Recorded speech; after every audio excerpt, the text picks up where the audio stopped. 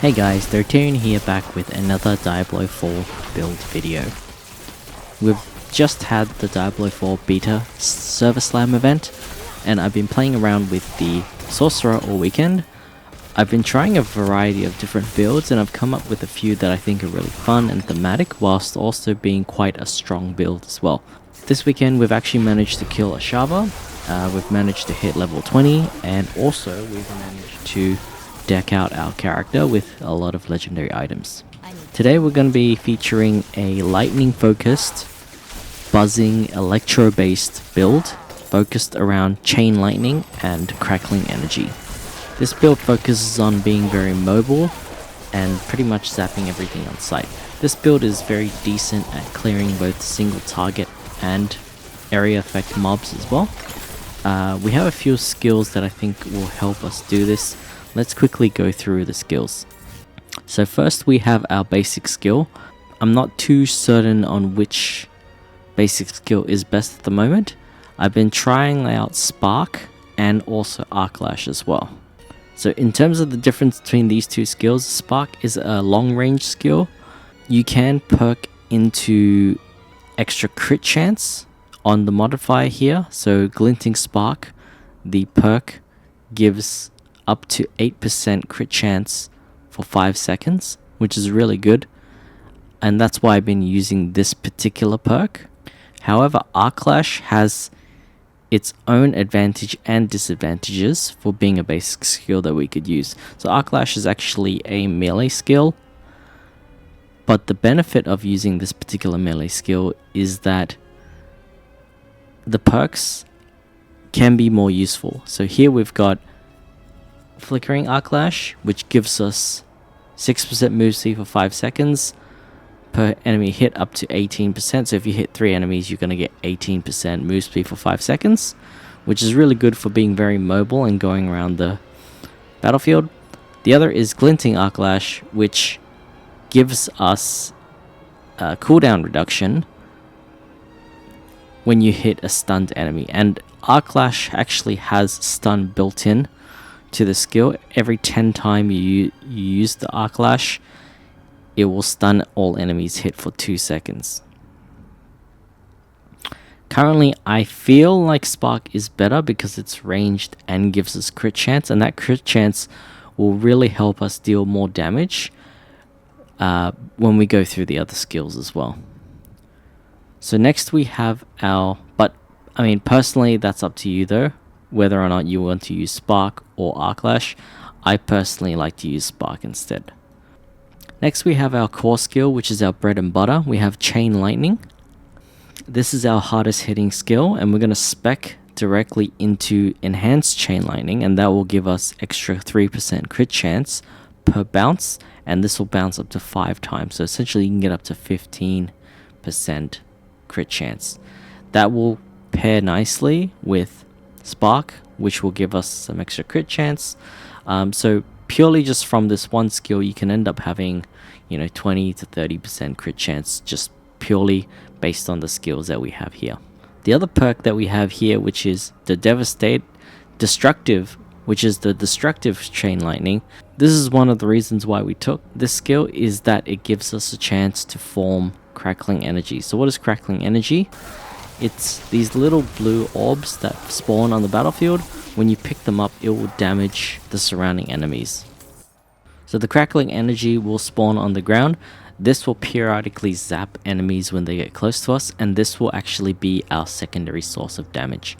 Moving on to the defensive skills, we're actually taking 2 defensive skills. First one is Teleport. Again, not much to say here. Teleport's an extremely good skill. It allows us to move around the battlefield very quickly. The other thing is that Teleport has a relatively short cooldown compared to all these other skills. You'll notice all the defensive skills have really long cooldowns. This one says 19 seconds. We've got 19 seconds here. Whereas Teleport has a 10.5% second cooldown. And based on the modifier as well, we can get that down to 7 seconds or 7.5 seconds, because we can reduce the cooldown by up to 3 seconds. The other skill that we're taking is Ice Armor, which allows us to get a barrier. When Ice Armor is active, 5% of your damage dealt is added to the barrier as well. That makes us very useful. And it also increases our mana regeneration as well. The other skill that you could take instead of Ice Armor might be Flame Shield. If you're going to get Flame Shield, it's essentially your emergency button, which allows us to become immune. And you can spec into the Flame Shield, which gives you 25% move speed as well.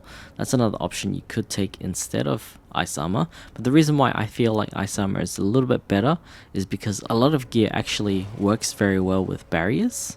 So for example, this one here, your lucky hit chance is increased by 15% when you have a barrier active. Next thing we're moving on to is the conjuration skills. In this case, we're taking Lightning Spear as our conjuration skill.